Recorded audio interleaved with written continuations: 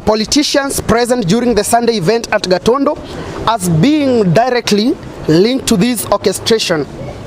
In one alarming video, one member of the parliament is clearly seen during the church service directing the hired group through hard gestures to intensify booing against other politicians. This conduct is shameful, immoral, and sacrilegious. AIPCA women head scarves are a sacred symbol of faith, service, humility, and devotion to God, not political costumes. Their misuse degrades women of faith, insults the church, and mocks the holiness of worship.